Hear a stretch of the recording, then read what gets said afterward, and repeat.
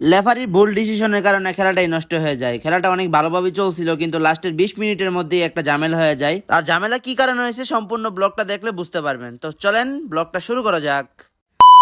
আসসালামু আলাইকুম গাইস, কি অবস্থা সবার, কেমন আছেন? আশা করি সবাই ভালো আছেন। তো আলহামদুলিল্লাহ আমি অনেকটা ভালো আছি। তো অনেক দিন পরে আমরা অনেক দিন পরে আমরা একটা ব্লগ নিয়ে চলে আসলাম। আর আজকের ব্লগে যে কি হতে যাইতেছে আপনারা তো বুঝতেই পারছেন অবশ্যই প্রথমের ভিডিও দেখা। হ্যাঁ গাইস, আজকে আমরা যাইতেছি ফুটবল ম্যাচ দেখার জন্য। আর এটা আমাদের এলাকার ভিতরেই পড়ছে, দুর্গানগর মাঠ। তো আপনারা যারা যারা চিনেন অবভিয়াসলি কমেন্ট করবেন, আর যারা যারা মনতলার ভিতর থেকে আমার ভিডিওটা দেখতেছেন একটা ছোট্ট করে কমেন্ট করবেন আপনারা এখানে আসছেন কিনা। তারপর গাইস আমি মাঠের উদ্দেশ্যে রওনা দিলাম। তারপর দেখা হয়ে গেল আমার টিমমেটের সাথে আবির আর শরীফে ফুটবল খেলতেছে। তো এখানে জিয়াদ ছিল না, জিয়াদে এখন বাড়িতে নাই, জিয়াদে একটু বাইরে গেছে, মানে ওর বাবার সাথে এক জায়গায় গেছে বেড়াইতে। তো আসলে পরে আবার আপনাদের সাথে কন্টিনিউ ভিডিও দেওয়া হবে। তারপর আমার ফোন দিয়ে বলতেছে, কিরে মাঙ্গিনাদি তুই কি আইবি নাকি আমরা চলে যাবো? পরে আমি তাড়াতাড়ি ঠাস করে দইরা মনে করেন বন্দে দিয়ে আইসা পড়ছি গন্তব্যস্থানে। তো এখান থেকে আমরা ডাইরেক্ট অটো দিয়ে চলে যাবো মাঠে। আইসা দেখি কাকারা এসে বসে রয়েছে গাড়ির জন্য। তো এখানে দেখা যাইতেছে গাড়ি পাওয়া যায় না। তো তারপর আমরা এসে পড়ছি সামনে। তো আজকে কিন্তু প্রচুর পরিমাণ গরম ছিল। তারপর এই জায়গায় আসলাম। আর এই জায়গার একটা কথা বলি আপনাদেরকে, এই জায়গায় সবসময় বাতাস থাকে। যদি আমাদের এলাকায় বাতাস না থাকে, কিন্তু এই জায়গায় সবসময় থাকে। আর এই জায়গায় আসলে মনটা ভরে যায়। আর এখানে দ্বারা যে প্রাকৃতিক দৃশ্যগুলো দেখা যায়, মানে মাশাআল্লাহ অনেকটাই সুন্দর। আর আমাদের এলাকা কিন্তু অনেক সুন্দর। তারপর অনেকক্ষণ বাতাস খাওয়ার পর আমরা হাঁটা শুরু করছি, কারণ ওইদিকে আবার খেলা শুরু হয়ে যাবে। তো এই কারণে আমরা তাড়াতাড়ি চলে যেতেছি হাইটা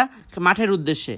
আর গাইস এর মধ্যে আপনাদের কাছে কিছু কথা শেয়ার করি। তো আমার একটা বিষয় হচ্ছে কি, আমার কোনো টিমমেট নাই, তো আমি একা একাই ভিডিও বানাতে হয়। এই কারণে আমি চিন্তা ভাবনা করতেছি যে আমি এখন থেকে ব্লগ ভিডিও স্টার্ট করবো। আপনারা কি চান না সবাই একটু কমেন্ট বক্সে জানাবেন। যদি আপনারা ফানি ভিডিও চান তাহলে আমি ফানি ভিডিওতে শিফট করবো, টিমমেট জোগাড় করে তারপর আমি ফানি ভিডিও করার চেষ্টা করবো। তারপর কথা বলতে বলতে চলে আসছি আমি মাঠে। আর এই হচ্ছে আমাদের দুর্গানগর মাঠ। আর গাইস আরেকটা কথা হচ্ছে কি, আমি মাঠে আইসা দেখি যে খেলাই শুরু হয় না, আরো 20 মিনিট সময় লাগবো। তার মাথাটাই ঘুরে গেছে, কারণ আজকে খেলাটা দেরিতে শুরু করছে। তারপর আর বসে কি করবো, তারপর চলে আসছি জালমুড়ি খাওয়ার জন্য। আর মামারে বলছি মামা একটু জালটা বাড়াই দিয়ে। তারপর মামা বলতেছে যে আচ্ছা ঠিক আছে জাল বাড়াই দিমু, টিকতে পারবা নাকি? আরে আমি কই আরে মামা কি কোন, আমি টিকতে পারবো না, জালমুড়ি খাই অভ্যাস আছে, জাল দেন বাড়াই। তারপর দেখতে দেখতে মাঠে আনাচে আনাচে দর্শক ভরে গেল। আর আমাদের এলাকায় যে এত ফুটবল প্রেমিক আমি আগে জানতাম না, দেখে তো আই এম তো অবাক। তারপর মামা লেবু দিয়া চানাচুর দিয়া মাহায়া একটা জালমুড়ি কি দিছে আপনাদেরকে দেখাইতেছি। আর খাওয়ার পরে যে আমার অবস্থা এরকম হবে যা আমি কল্পনাও করতে পারি। লে জাল খাওয়ার পরে আমার অবস্থা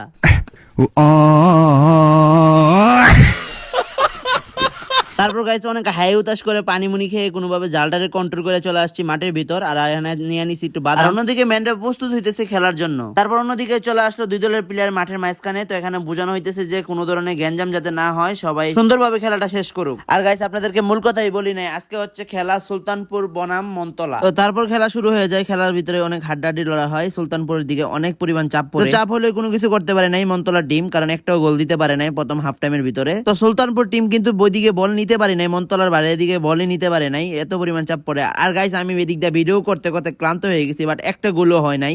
ওই পাশ থেকে এই পাশে, এই পাশ থেকে ওই পাশে যাইতেছি, কিন্তু বাট একটা গোলও হয় না। আর গাইস আমি এতগুলা ভিডিও করছি, যেগুলা ভিডিও একত্র করে 21 মিনিট ভিডিওটা হয়েছে। তো এইগুলা দেওয়া আমার পক্ষে অসম্ভব, এবং এখন এডিট করা অসম্ভব আমার কাছে। আমি এত বড় ভিডিও কখনো এডিট করি নাই। কিন্তু গাইস খেলা অনেক সুন্দর চলতেছে, এইদিকে একবার চাপ পড়তেছে, এইদিকে একবার চাপ পড়তেছে, কিন্তু একটাও গোল হয় নাই। আর গাইস এদিকে এক ছোট ভাই ঘাস খাইতেছে। তারপর আমি জিগাইলাম কিরে খিদা লাগছে নাকি? তারপর বলতেছে না, কি একটা অবস্থা গাইস। তারপর গাইস দেখতে পারতেছেন কি পরিমাণ সামনে যায় গোলবারে, কিন্তু আমাকে গোল দিতে পারে না। তারপর লাস্টের এই একটা শটের কারণে কিন্তু ভেজালটা শুরু হয়ে যায়। এখানে মূলত ওরা দেখাচ্ছে যে হাতে লাগছে বল, কিন্তু আমরা সবাই এটা খেয়াল করি না, কারণ এখানে অনেক প্লেয়ার জেম লেগেছিল। তারপর এখান থেকে শট দিছে, তাই কারণে আমরা খেয়াল করতে পারি নাই। আর গাইস এখানে একটু ভুল ছিল লেফারি, কারণ আগে কয়েকটা ভুল সিদ্ধান্ত নিয়েছিল, তাই মনতলা টিম মাঠ ছেড়ে লাস্ট 10 মিনিটে খেলাটা উলটপালট হয়ে যায় এবং খেলাটা নষ্ট হয়ে যায়। তারপর গাইস আমরা মাঠ থেকে চলে আসা পড়ছি। তো আমি ব্লগটা এই পর্যন্তই করছি, এরপর আর ভিডিও করি নাই। তো আমার ফোনেও চার্জ ছিল না। তো আজকের ব্লগটা এই পর্যন্তই। যারা যারা লাইক করেন না এখনো লাইক করে ফেলেন, কমেন্ট করেন নাই যারা তাড়াতাড়ি কমেন্ট করে ফেলেন।